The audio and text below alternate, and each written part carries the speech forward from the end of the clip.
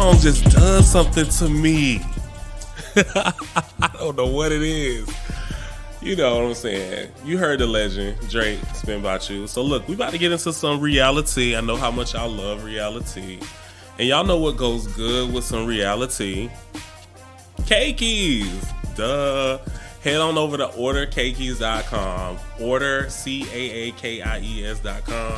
And go ahead and get you some cakeys. My homegirl, Janae, she got all those dope flavors. Try them out. All right, so look. Reality, you know we got to get into a couple shows. I'm going to see what we got time for. I don't know how much time I want to spend on things. So I'm doing a little Crown Peach and orange juice. It's a nice little morning mimosa. We'll call it the reality. I like that. You know, if you put orange juice with liquor, you know what I'm saying? It just makes it, you know, you can drink it in the morning. As long as you chase it with orange juice, you can start drinking before noon. I said that. All right, let's look. So, have y'all seen that show, Real Friends of WeHo? What's Hollywood? Real Friends of West Hollywood? It's on MTV. Look.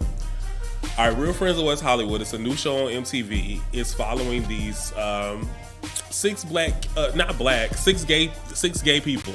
6 gay guys. It's following 6 gay guys. Check this out. And it's got the Real Housewives format, but look, I like it. It's following these 6 gay guys. It's a reality show. It's giving, you know, the Real Housewives-ish vibe. So let's run through the cast. We've got Todrick Hall. Now, y'all, Todrick Hall is well known. Y'all know Todrick. I honestly had no clue that Todrick was hated as much as he is. What did Todrick do to y'all? But he wasted no time getting right into that when the show started, like trying to dispel whatever rumors or whatever was being said about him. And he had some receipts.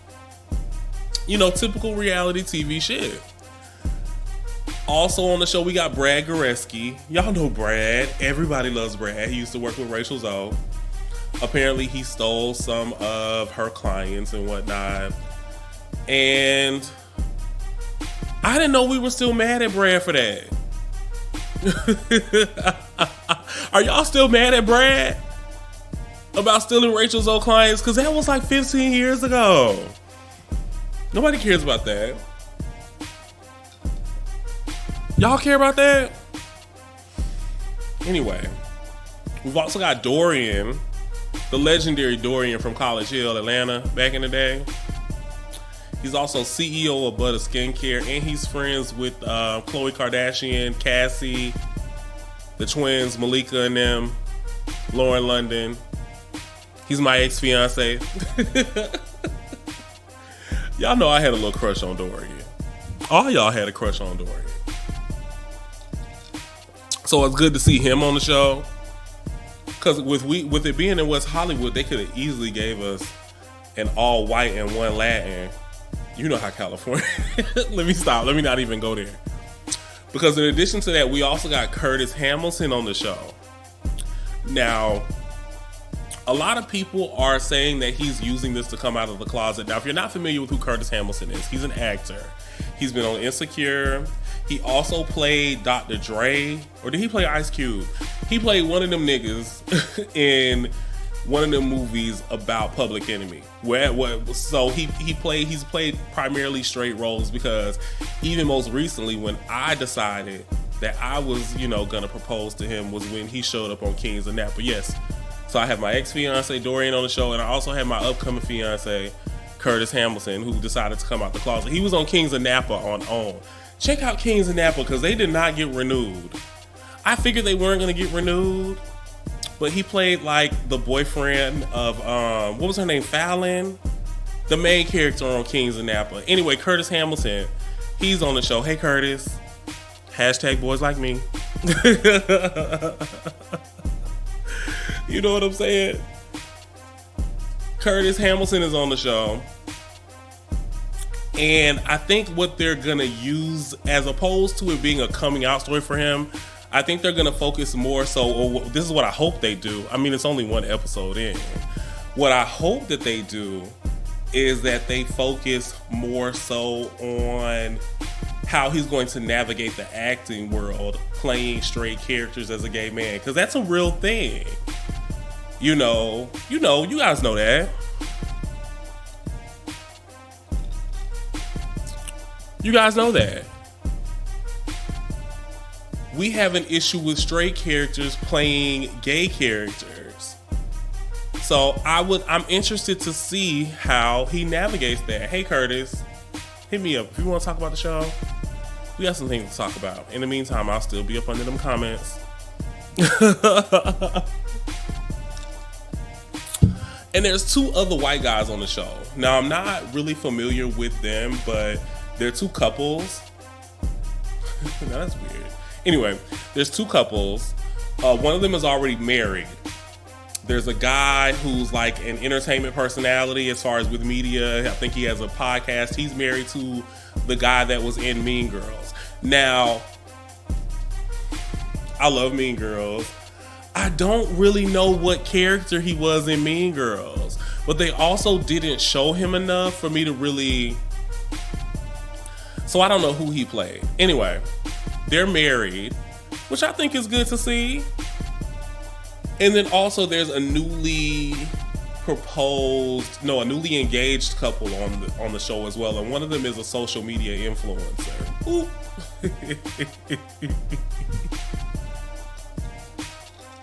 You know what I mean?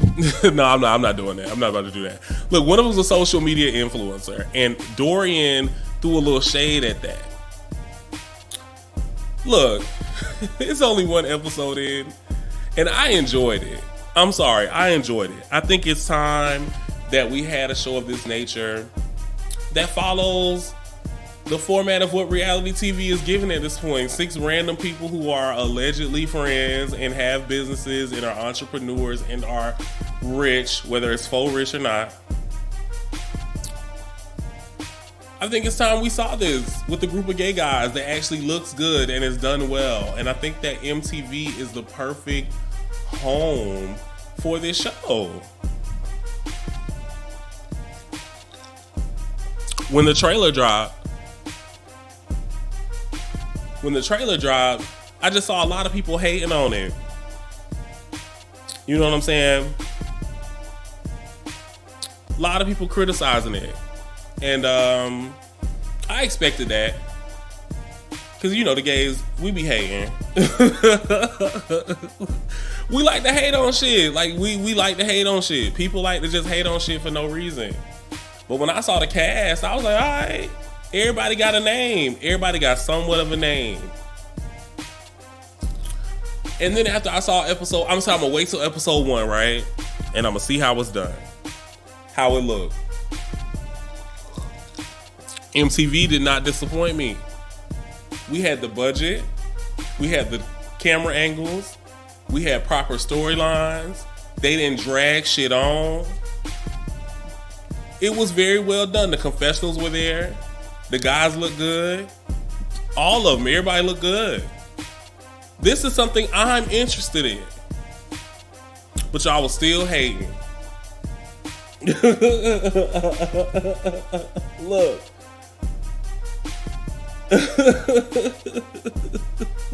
The first episode sold me when I saw Issa Rae on my screen. Issa Rae was on my screen within the first 10 minutes. I'm sold. Any opportunity I get to see Issa Rae, because she knows Curtis Hamilton. He's worked on Insecure. Why can't we have a show of this nature? And I saw a lot of y'all screaming about representation and people pissed off about it cutting in the Drag Race. First of all, did y'all know that Drag Race is 90 minutes long? They have 90-minute episodes. I don't watch Drag Race. Uh-oh. Let me stop. I don't watch Drag Race. The only time I want to see drag queens perform is at the Palace in Miami. That is the only time I enjoy a drag performance. So I didn't know they were 90 minutes. Now, I'm not going to say I've never seen an episode, but I've not consistently followed that show. However, representation is representation. It's not my thing. So why do I not want to see a bunch of semi-successful butch queens that live in West Hollywood commingle and do the same thing that we've watched these housewives do for years? Why not? It clearly follows that same formula. We've made housewives filthy rich for a bunch of nothing. You know what I mean? We've made them filthy rich for a bunch of nothing. So I think it's time. I would like to see how this show progresses. At least to a season 2. You know? At least to a season 2. Because I'd like to see how they improve the casting. I'd like to see how they improve the storylines. I'd like to see what they do with the show. Now, a lot of y'all ain't watching MTV no more, but over the past few years, they've put together some great reality TV. No one's watching it, but clearly somebody's watching it because the budgets don't lack. Check out MTV reality shows. They really do have a good thing. So I'd love to see a reunion for Real Friends of West Hollywood. Hey, I'm here to host that. Because I got some questions for Curtis. Oh, and the rest of the guys. But no, you know what I'm saying? We let bitches like Jackie Christie show up year after year with a trench coat on, acting like it's a dress, and wearing sneakers ready to fight, and we got her making money. We can do the same thing for these guys. There's only so much we can do with one show. Only so much we can do with one show. All right? So I'm here for Real Friends of WeHo. I'm here for it. You know, people want to talk about the casting, but y'all let Toya from Married to Medicine. Y'all want to hate on Todrick because he had some issues with his rent, but we let Toya from year to year move from rental property to purchase property to rental property to smaller property to bigger property. We let Kim Zolciak fool us and get foreclosed, and we praise that. But y'all want to act like Todrick is an issue because he got behind on his rent or didn't purchase his home or was a bully on Big Brother. So what? Y'all let Nene Leakes and New York Tiffany Pollard become the best reality stars of all time with no credentials. Okay? We can support Real Friends of WeHo. Come on. I'm going to be watching it. So you know we're going to be following it here. I'm ready for episode 2. It should be out by now. Let me know what y'all think about that, though. Let me know what y'all think about that. But we got to stop the foolishness, you know? And people are entitled to like or dislike whatever they want. You can like or dislike whatever you want. But let's not act like there's not a lane for this show. Let's not act like it's not time that we saw what we've allowed Bravo to make billions of dollars off of in our own right. And it's no shade. It's not even a thing of like this versus that or whatever the case, but there's a lane for this. So I'm watching it. And we're going to be covering it right here, RealiTEA. Every episode. Every fucking episode. Alright. So look. Let's talk about Potomac for a bit. Did y'all watch Potomac? Karen is a liar. And I love the Grand Dame. And the Grand Dame can do no wrong. And she still has done no wrong. She's done no wrong here. So this week Karen decides to attempt to start some shit with Robyn by telling Ashley about Juan's other girlfriend that he goes on dates with out in public, you know, all that shit, which clearly I don't believe that shit. I don't believe that shit. But anytime Karen Huger wants to be petty, she can be petty. I'm with it. Love you, Karen. Karen and Candace can do whatever they want on that show to me. They can do whatever they want. So Karen purposely dumps this news right into Ashley's lap. Okay? Only for Ashley to immediately go run and tell it. Clearly. So it gets to Robyn. Now, Robyn, this is where you fucked up. Robyn calls Juan. What the fuck you call Juan for? Robyn calls Juan and gets cussed the fuck out for calling him with that bullshit. Because I promise you, I'm not bothering my nigga in the middle of the workday while I'm chilling in Mexico somewhere, telling him that Karen said that he run around with some bitch. I'm not calling my nigga with no bullshit in the middle of the day. Robyn, you deserve to get cussed out. You deserved it. All right. Rightfully so. But Robyn, you just been doing foolish shit all season. You know, don't nobody like y'all anyway. I know y'all don't like Robyn and Giselle. The reunion looks came out. Y'all didn't like Giselle's blue outfit? I liked Giselle's blue dress. I liked Candace's feathers. But you know what? Here's the thing. I don't expect fashion from Potomac. Like, y'all really be critiquing the fashion on Potomac, and like, we don't watch Potomac for that. Now, Atlanta, you gotta come with it, but Potomac ain't never been that. I mean, Robyn constantly looks like she came from Marshall's. Giselle clearly shops at Dillard's or, you know, maybe Bloomingdale's. Like, she has access to like a Saks Fit, but it's very much whatever. I don't watch Potomac for fashion. I watch Potomac for mess. But they did have a lot to say about the reunion seating. Now, this whole first seat, front seat thing, that only really makes a difference in on cast where there's a long history of people changing. The OGs aren't there. Potomac is still early on. So you've got Karen and Giselle. They're the face of Potomac. Ashley and Robyn, they're there. They're interchangeable at this point. But Karen and Giselle are like Nene and Kim Zolciak, to kind of put it in Housewives terminology for you in perspective. You know what I mean? I'm not even gonna do that. I keep saying this, you know what I mean shit. I'm trying to break that. Anyway, so Candace is seated next to Karen. That is the honorary front seat. So Candace carried the season, my girl. I'm right down the street, Candace, if you want to hang out and get some tea. You know, go to the club. I know you hang out with DJ Trife. He can come too. Let me stop. All right, look. Let me know what y'all thinking about Potomac. I'm ready for this reunion. I'm ready for this petty ass season to wrap up.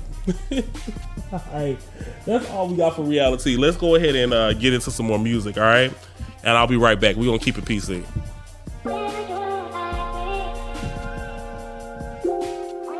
Stop playing with them, Riot. Like damn, she in her mood. Like damn, she in her mood. Like damn, she in her mood. Like damn, she in her mood. She lit, get money too. Like damn, she in her mood.